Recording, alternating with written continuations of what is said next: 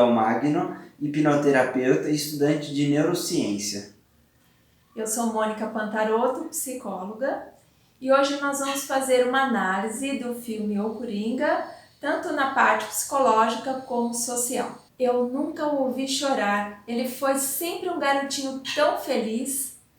E a gente então escolheu essa frase para poder entender como que ele era tratado pela mãe, a mãe adotiva.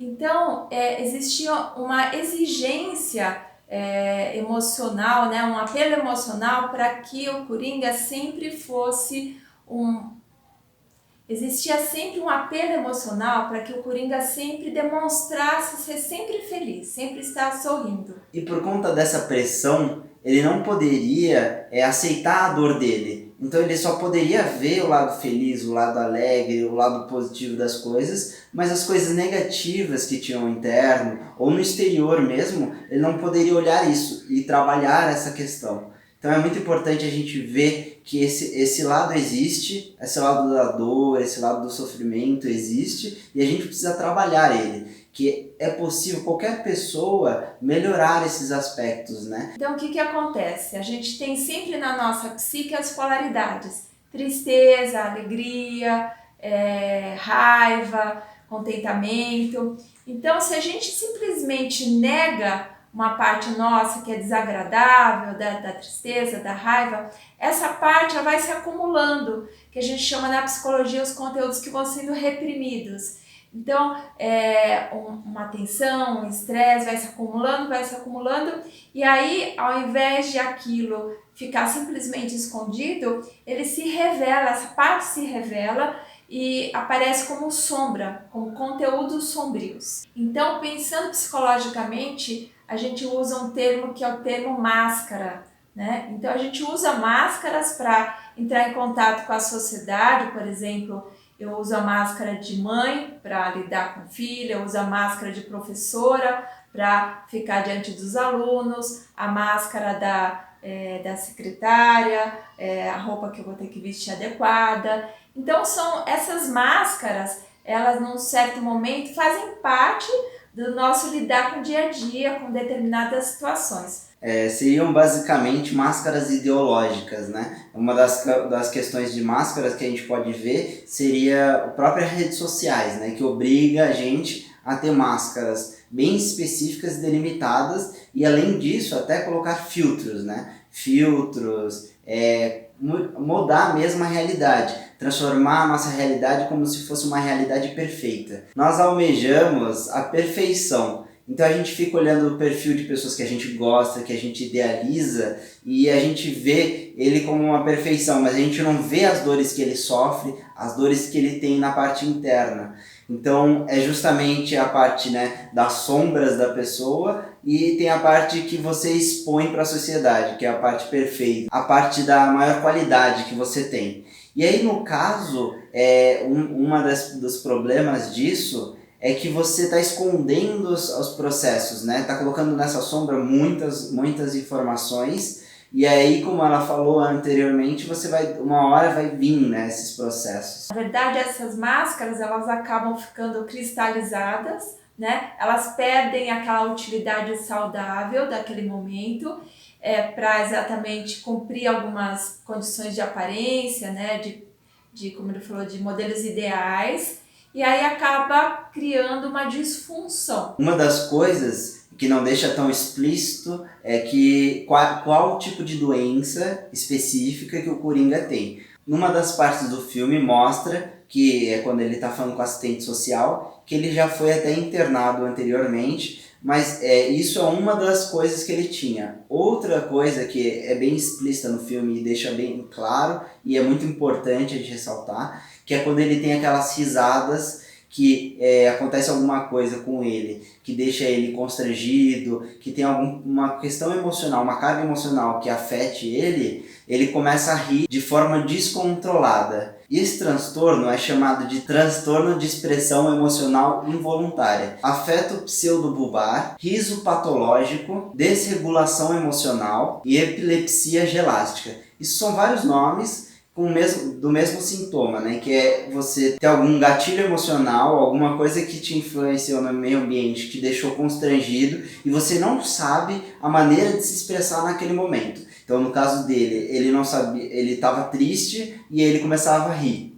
Então, existem outros casos também ao contrário. Uma coisa engraçada é a pessoa começa a chorar. Então, vai depender da pessoa e do transtorno que ela tiver, da questão que ela tiver. Esse transtorno, ele não é bem diagnosticado hoje ainda, então não se sabe ao certo a localidade que acontece, porque acontece em todos os lugares, na verdade, do cérebro. Várias lesões que acontecem no cérebro podem gerar esse transtorno. E isso gera a pessoa, na sociedade, a ter constrangimento ainda maior, né? Porque a pessoa já tem, no caso dele, já tinha um problema social que ele não conseguia se socializar tão bem. Ele ainda conseguia conversar com as pessoas, mas você via que toda vez ele estava sozinho. No trabalho tinha as pessoas ao redor dele, mas ele estava sozinho. Na casa ele estava sempre sozinho. E aí, quando ele estava com as pessoas, ele tinha um pouco de medo de interagir, ou muitas pessoas podem estar assistindo vídeo, né, que tem medo de interagir por causa disso, por causa do medo de as pessoas irem dele, por causa de que ele faz aquilo. Ele tem um transtorno em relação a isso. É uma questão involuntária, né? Não é uma coisa que ele faz porque ele quer, é uma coisa que faz com que ele perca o controle das emoções. Então, dessa forma, o que acontecia? Ele tentou se adaptar à sociedade, né? Então, no primeiro momento, ele fez algumas ações adaptativas. Então, ele até usou a feição de um palhaço, né? Usou essa persona de palhaço. E inicialmente ele estava alegre, ele estava se sentindo útil. Então, no início, mostra ele na frente da loja que ele foi contratado, né, com aquela placa, dançando, chamando a atenção para as pessoas entrarem naquele local. Então, ele estava criando uma condição para poder utilizar aquela risada de forma positiva, aquela alegria de forma positiva. Só que o que vai acontecendo ao longo do processo, né, ele vai recebendo retaliações, ele vai sendo machucado, então passa aqueles jovens que roubam a placa dele, né, e aí ele sai correndo para tentar reaver, né, porque é um instrumento de trabalho, e aí ele acaba caindo no chão e eles acabam chutando ele, machucando ele, né, tirando sarro dele. Então ele vai sofrendo uma série de violências ao longo do filme. Ele vai por diversas vezes tentando se reorganizar. Inclusive ele está recebendo uma ajuda de uma profissional, só que ele não se sente ouvido, né? Então, no determinado momento ele fala, mas você não acredita em mim. Porque aí mostra que a própria assistente social que está acolhendo, né? Ela não sabe muito o que dizer para ele. Porque é uma situação assim bem complexa, inclusive num determinado momento, né, ele fala, nossa, parece que a situação está ficando pior, né? E aí ela até faz a associação com as coisas que estavam acontecendo naquele momento da sociedade. Porque aquele momento, né, da sociedade, ele estava num momento crítico mesmo. Então você vê que o enredo da história vai sendo construído com a sociedade entrando em crise e ele entrando em crise, né? Então uma coisa, certo, influenciou a outra, né? Não que seja necessariamente só isso, mas influenciou todas as pessoas ali a terem problemas, né? Por isso que ela fala que ela não sabia nem o que falar para ele, por causa desse sentido, porque estava acontecendo uma mudança mesmo no local, assim, e para um lado negativo, né? E nesse sentido a gente sabe, né, com estudos hoje que estudam a parte dos genes, que antes se achava que a pessoa tinha uma determinada característica genética e a pessoa ia desenvolver aquilo de qualquer jeito, que não tinha outra forma de trabalhar e a pessoa estava fadada a morrer dessa forma. E hoje se tem o estudo da epigenética que mostra que existe uma grande interferência dos padrões sociais, coletivos, familiares, que podem despertar aquela doença, seja ela física, seja emocional, né, alimentar aquela doença, que foi no caso dele, porque ele tinha o transtorno, né, como foi falado, ele recebia medicamentos, tinha lá uma assistente social, só que a coisa foi ficando tão estreita, socialmente e emocionalmente falando, né? Porque em alguns momentos ele buscou até a aprovação do pai. Ele foi buscar um pai no pai do Bruce Wayne e houve novamente o sentimento de rejeição. Então, na verdade, esse sentimento de rejeição foi se acumulando junto com a violência, junto com a tiração de sarro que foi feita em cima dele, e ele acabou virando um bode expiatório, né? E aí foi ficando muito pesado para ele. E nesse momento, né, quando ele já começa a sentir os problemas, no sentido das crianças mesmos que bateram nele e ele não se sentia seguro, uma das colegas dele dá uma arma para ele, né? E ele fala assim, eu não posso ter essa arma, porque ele já tinha os transtornos que ele tinha, então é perigoso para a sociedade e para ele mesmo. Mas mesmo assim ele insiste, mas você tem que se defender, né? Você tem que se proteger. E aí tem aquela cena clássica que ele está em casa e ele começa a brincar com a arma. Então a gente vê que ele tem essa coisa um pouco da infantilidade, que ele age muitas vezes como criança, né? E a arma ali para ele não estava sendo como pensando, não, vou matar as pessoas, vou agredir as pessoas. Não, ele estava a arma como uma brincadeira mesmo. Então ele até tira sem querer, né? Que ele estava brincando. E aí depois ele fala para a mãe dele que ele estava assistindo um filme, né? Para ele foi como se fosse uma brincadeira que deu errado. Então aí você vê essas várias vezes que ele tem uma questão infantil aí junto por conta dos problemas que ele tem. Além disso, ele também foi chamado a atenção por conta da placa que ele havia sido roubado e o chefe dele não acreditou que ele tinha sido roubado. Então ele teve que arcar com a consequência ainda de pagar aquela placa. E aí depois disso ele é chamado para fazer um encontro num hospital de crianças com câncer, né? Com doenças e tudo mais. E aí ele está brincando, alegre, divertindo as crianças, sorrindo, e aí ele deixa cair a arma que estava na sua calça, né? E aí assim que cai a arma, todas as crianças e as pessoas que trabalham lá olham assim com susto, né? E aí no caso depois ele foi demitido por isso. Então diversas vezes ele foi sofrendo repreensões, e isso foi alimentando aquele que ele já tinha sido reprimido, né, na sociedade, que não deixava ele ser triste, né, dele ter os sentimentos tristes, ele tinha que estar sempre feliz e etc. Então foram várias coisas que foram retroalimentando esse padrão, né, que a sociedade ajudou a retroalimentar. E ao invés de encontrar um caminho, né, para direcionar essa energia, né, que ele tentou lá quando ele estava na frente da loja, que ele tentou para ajudar as crianças, né, ele foram se fechando os caminhos, ele foi encontrando uma forma de expressar a parte que ele sentia que seria uma contribuição. E nesse sentido, a gente vê na sociedade que às vezes as pessoas começam a sentir essa impotência, porque elas têm uma energia lá que elas poderiam estar contribuindo, mas elas não conseguem encontrar os caminhos para colocar essa energia. E por isso que, inclusive, a gente está também num momento de crise social, né, coletiva, planetária, de diferentes formas, em alguns setores mais, em outros setores menos, mas de qualquer forma é importante a gente se permitir buscar ajuda para encontrar esses caminhos, para a gente conseguir direcionar a nossa energia criativa, porque essa tendência de sentindo impotência, sentindo rejeição, né, sentindo menos-valia, vai acumulando uma série de cargas e tem uma hora que às vezes acaba explodindo, né, como essa arma que está representando um veículo de destruição. Então, uma energia que poderia ser direcionada para uma coisa bacana, né, que foi a tentativa, não foi encontrando mais um caminho adequado.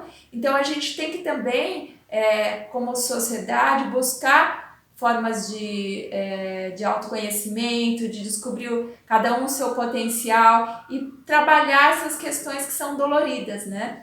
E pensando até psicologicamente, há muito pouco tempo atrás as pessoas achavam, por exemplo, que buscar um profissional especializado era só para pessoas que estivessem já loucas e transtornadas num ponto muito grande, e a gente já sabe que isso não é verdade.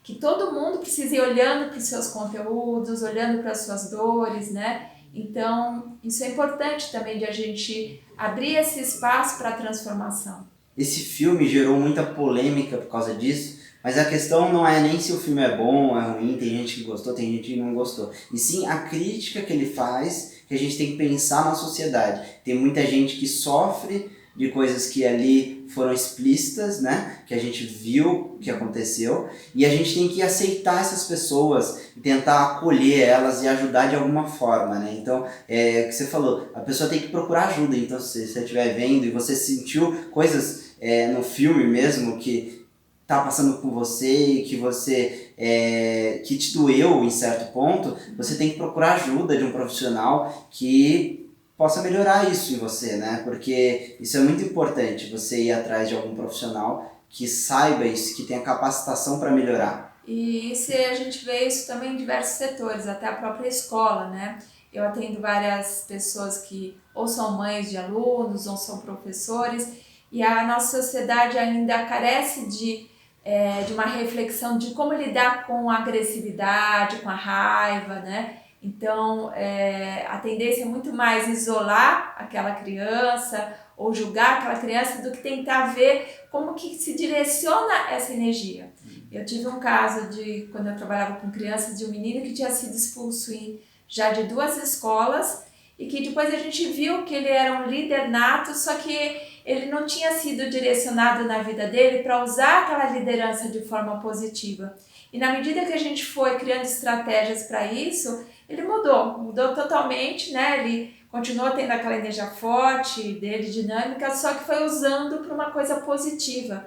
Então, isso é muito importante, a gente ter esse olhar, esse acolhimento, para poder ajudar a transformar aquela energia e usar o melhor daquele potencial da pessoa a partir disso. E por conta de tudo isso que ele sofreu, que a gente estava falando, uma coisa que hoje já é estudado bastante na ciência é que a dor psicológica ela chega a ser idêntica à dor física. Em vários estudos de EEG, né, que é estudo do cérebro, ele mostra quando a pessoa tem um término de relacionamento, quando perde um emprego, quando acontece alguma coisa muito drástica na vida da pessoa, a pessoa fala assim, nossa, eu tô sentindo uma dor no peito, eu tô sentindo uma dor, depende da pessoa, vai sentir em algum lugar, ela está sentindo uma dor física mesmo. Então, o fato de ela tomar um analgésico faz essa dor melhorar. São estudos hoje feitos, então você vê que a dor não é só psicológica, não é só que a pessoa está inventando a dor, não. Ela vai para a dor física mesmo.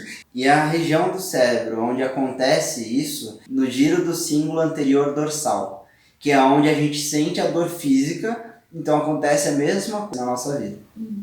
É por isso que existe um termo na psicologia que se chama angústia, né? A angústia vem de uma origem da palavra que é a opressão. Então, realmente, a pessoa se sente oprimida, né? Sente o nó na garganta, sente o aperto no peito. Então, por isso que a gente pode buscar diversas formas para melhorar isso. Não só, por exemplo, um tratamento psicológico, mas fazer uma atividade física, fazer uma yoga, porque existem várias formas. A dança é uma coisa muito boa, né? A gente tem contato com o pessoal que fez um trabalho muito bonito numa favela, que chama Favela da Paz, para quem quiser buscar esse trabalho bem bacana, que era uma favela de um grau de periculosidade, de violência super intenso na América, né? Na América do Sul, e que a partir de uma introdução de movimentos sociais de dança, de música,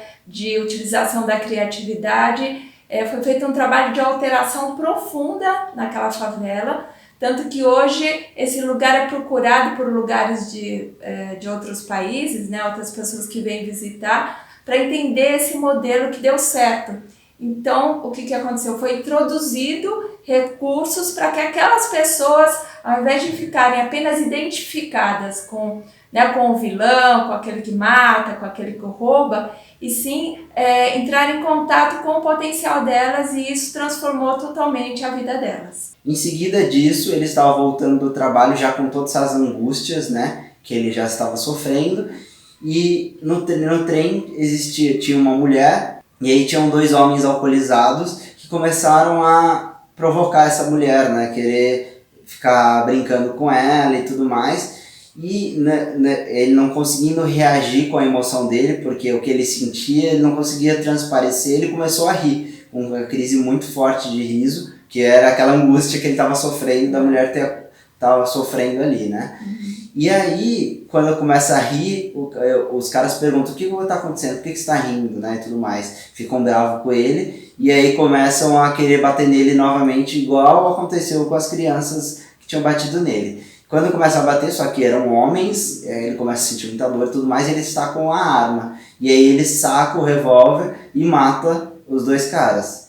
E primeiro mata um, depois em seguida mata o outro. E aí você vê que o que aconteceu é que ele estava se defendendo, né, por causa daquela agressão que ele tinha sido sofrido. As agressões já estavam acontecendo no filme inteiro, de várias formas. Não é só fisicamente que a gente é agredido. Emocionalmente, mentalmente também sofremos agressões. Então, aquela coisa do bullying, né? Ele é muito prejudicial para a pessoa, porque ele não está sofrendo só por besteira. Ele não está sofrendo aquilo de uma maneira que as pessoas falam que é psicológico, que ele está inventando. É uma dor muito profunda, como a gente falou, é visceral, a pessoa sente no corpo mesmo, né? E aí, a partir disso, na medida que ele mata, aquela energia toda que estava se acumulando, ele estava tentando lidar, aquilo invade, né, a psique dele, né, que a gente fala que o inconsciente invadiu, e a partir desse momento ele é tomado por toda aquela energia destrutiva.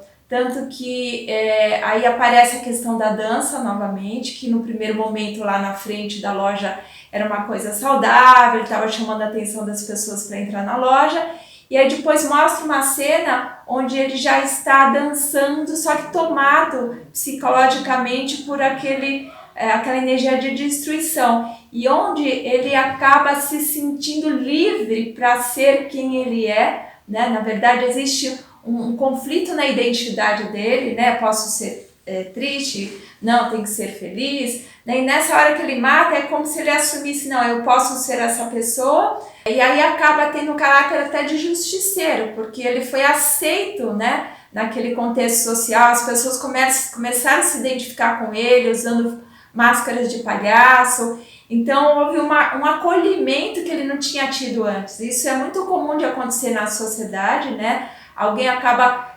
catalisando uma energia que estava lá, disponível, que estava para emergir, e ele acabou catalisando essa energia e se sentindo acolhido. E então nessa hora a gente vê aquela condição, aquele limiar entre o vilão e o herói, né? Porque assim, pensando que ele estava matando, instigando, né, a violência, seria visto como vilão, mas por outro lado ele acabou sendo visto como herói daquele que estava dizendo algo que todo mundo queria dizer, né? Então você vê que é um limiar, é uma coisa difícil até de identificar, porque gera vários sentimentos, né? O que ele estava vivendo estava gerando uma indignação, né? Uma tristeza de olhar ele apanhando, por outro lado vai gerando uma revolta, então uma série de sentimentos misturados o tempo todo que vão aparecendo no filme, né? No contexto. E aí é um momento que também vem os surtos psicóticos dele, que ele começa a ver como se ele estivesse saindo com a vizinha dele. E no decorrer da história, vê que não tinha ninguém do lado dele, ele estava sozinho. Mas ele estava se sentindo tão acolhido e como se estivesse tudo dando tão certo na vida dele, porque não tinha dado antes, que esses surtos psicóticos podem acontecer, né? Então a psicopatia, ela não necessariamente é genética, que nem a gente tinha falado antes, mas sim pode ser construída com a sociedade. Então vários fatores que vão acontecendo e aí gera essa psicopatia. Porque ele acaba se identificando com esse personagem, né, que saiu de uma coisa de uma condição que só sofria, como ele falou, para uma condição vitoriosa. Aí ele começa a se identificar com aquela condição,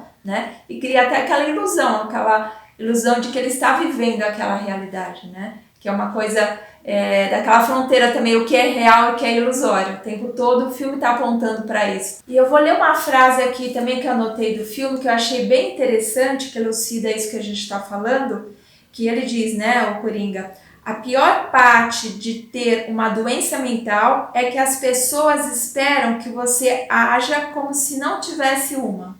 Então você vê que existe uma negação tão grande que aquela energia ela não vai sendo acolhida em nenhum lugar, né? É como se fosse que a gente diz, aquela energia saiu pelo ladrão, né? Você foi pressionando, tem uma hora, como ele falou, que acaba gerando um surto, né, psicótico, uma psicopatia, né? Porque aquela energia ela escapa, assim, ela não vai ficar lá guardada, tem uma hora que ela vai sair de alguma forma, ou sai por um problema psicológico, mental, ou sai por um sintoma físico. Às vezes muitas doenças, né, como o câncer, são emoções que estão represadas e que de alguma forma ficam congestionando, né, intoxicando a célula e gera também uma doença física. E assim começa uma avalanche de coisas reprimidas que aconteciam e ele vai soltando isso. Então, primeiro, ele tem a questão da mãe dele, que ele mata a mãe dele,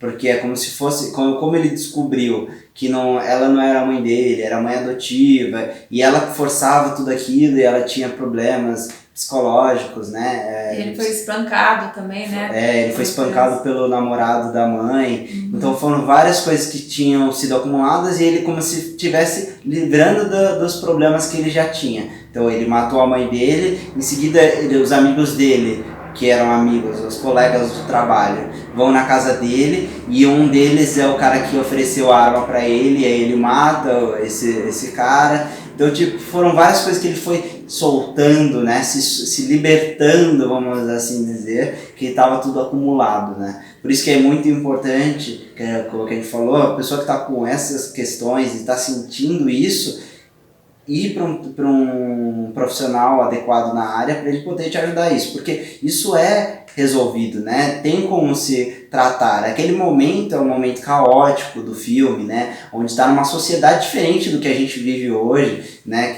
Do caos daquele estado, né? Não que não existam padrões semelhantes, mas é uma sociedade diferente. O diretor, aumentando toda essa condição, deixando esse caos bem explícito, ele tenta trazer, né, nessa crítica social esse olhar mais cuidadoso para o que está acontecendo na sociedade, no indivíduo, para a gente poder olhar isso de forma mais amorosa, mais compassiva, tanto para o outro como para a gente mesmo, né? Como a gente falou no começo, para não ter que ficar sempre com um sorriso na cara, né? Porque o próprio Coringa tem aquela cena que mostra, né, ele forçando o sorriso e com uma lágrima escorrendo, né? Enquanto ele estava aparecendo no espelho, ele estava forçando o sorriso. E quando mostra ele, mostra que na verdade ele estava sentindo a dor. Então, a gente poder, com mais naturalidade, né, aceitar essa dor, aceitar o conflito de forma mais amorosa, e isso vai fazer com que a gente consiga encontrar muito mais facilmente as maneiras, seja num tratamento terapêutico, seja numa dança, seja num esporte, né, numa música, alguma coisa que realmente possa transformar aquela tensão em energia criativa, que é isso que realmente pode transformar aquela situação. Então a ideia da gente ter trazido essa reflexão, né, olhando todas as críticas sociais, emocionais, tudo isso que a gente fez, é trazer também essa possibilidade de a pessoa que está ouvindo, né, esse nosso vídeo poder acolher o mundo interno dela, olhar com mais naturalidade para tudo isso, para não ter que chegar numa condição extrema, né, de a pessoa já não saber mais, não conseguir nem procurar ajuda, né? Então, assim, como o Levi falou, se você já está sentindo coisas nesse sentido, se abra para algum amigo, vai buscar alguém para te ajudar, porque a gente está num momento de transformação profunda e que faz parte a gente ter que rever coisas, rever o trabalho, rever as relações afetivas, rever a nossa própria identidade, e que está tudo bem, que faz parte dessa transformação. E aí, na medida que a gente olha de uma forma mais acolhedora, fica muito mais fácil de transformar o que a gente precisa transformar. Então, muito obrigado a todos. A gente sempre pede que ajuda bastante a dar um like aqui no vídeo, compartilhar o vídeo, se inscrever no nosso canal e também ativar o sininho. O sininho ele vai ajudar que o YouTube te lembre que o vídeo saiu, então sempre vai aparecer nas suas notificações. E também se vocês puderem deixar seus comentários, né, sobre esse tema, o que vocês acharam, e colocar também sugestões para os nossos próximos vídeos. E se vocês quiserem também que a gente analise outros filmes, né, que nenhuma das pessoas já veio com outro filme que a gente poderia analisar, que a gente vai fazer num dos próximos vídeos. Então pode colocar aqui embaixo também, se você tem algum vídeo, algum filme, alguma coisa que você queira que a gente analise também. E eu te encontro então no próximo vídeo. Até mais! Até!